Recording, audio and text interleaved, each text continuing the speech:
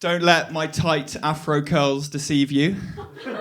You get it. I am sadly yet another one of those posh boarding school boys that's going to try and make you laugh to help heal the trauma after my housemaster called me into his office and, really did just want to talk to me about my university choices. I mean, what a fucking tease. But let's not get into that shit. I'm thinking of doing some travelling, but I am quite hesitant because I feel like you just see the worst of people in airports. You've got people spending half their holiday budget on speedy boarding just so they can smugly get up and walk past you onto the plane first. I mean, fair play to the airlines for turning speedy boarding into a luxury item they can make money from. You get onto a train 10, 20 minutes too early, you just feel annoyed at yourself. Could have spent some more time at home, could have grabbed a coffee in the station, and then somehow you literally pay to do that on a flight. Has anyone here ever got speedy boarding? Good, you're all normal. I wonder what goes through the head of someone who does. Are they sat there in 8A with their knees firmly pressed on their fucking chin? Like, this is the life, eh?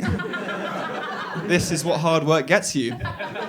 15, 20 minutes later, 8B comes down to sit next to them. Are they there like, ooh. You right, you fucking povo? Bet you wish you focused a bit more in school now, don't you? I'm now reaping the rewards, enjoying the finer things in life, while you were in that airport, enjoying a pint in Wetherspoons or taking advantage of those duty-free discounts. I was here, living the high life, sat in a seat with 0 legroom on a plane that's not going anywhere until you also get onto it.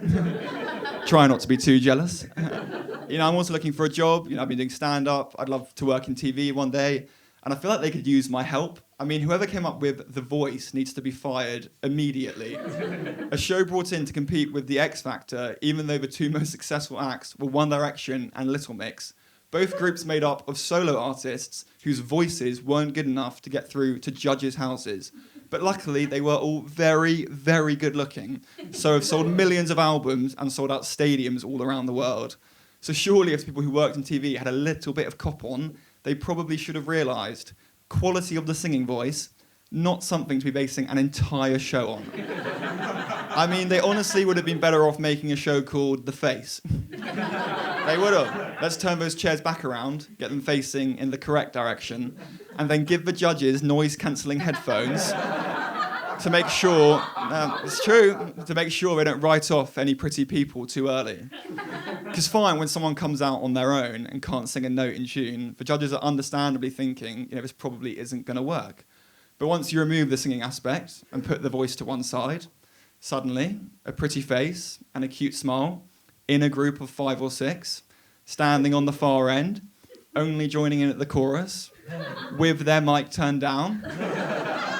I mean, come on. I smell money. Before you know it, you're married to David Beckham.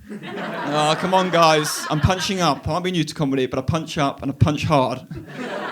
And one funny Rolls-Royce joke later, you're suddenly relevant again. But it's not just the voice I've got an issue with. I mean, Good Morning Britain and their expert panels also need to go. I mean, for me, the ultimate low point was the morning after the Agatha Christie trial broke. So who do you think they invited on? Maybe someone from the PR team of Rebecca or Colleen? Maybe a journalist working for one of the newspapers reporting the stories? No, instead they invited on 2 other random footballers' wives. They invited on Emil Heskey's wife and the random Leeds player's wife. The first thing Ben Shepherd asked them, do either of you know or have either of you ever met Rebecca or Colleen? They both say no. It's like, okay, so how have they been invited on national television to talk about this? As if there's like a telepathic link between women who shag men who can put the ball in the back of the net. It's not just the expert panels I've got an issue with. Whoever does the scheduling for Good Morning Britain also needs the chop. I mean, what is going through their head? So at 8 a.m, we're interviewing Keir Starmer about how he's finding life as PM. At 9 a.m, we're interviewing Coldplay ahead of their stadium tour. We need to fill about 10 minutes in the middle. I know, why don't we set up a TV debate on a topical issue? How about, would you still hire someone if you found out they had sex on a train? That will genuinely be the kind of thing they'll argue about. And we'll set up another one of our expert panels. We'll have an ex-FHM model who once in her 2012 tell-all memoir admitted she had sex on a train. We'll then have a sex expert who claims that certain erogenous zones can be heightened when on moving vehicles. And then finally, we'll have a 60-year-old man who used to work for National Rail, who once walked in on two people having sex in the train toilets, and he's never been the same since. And go. Cheers. Thank you.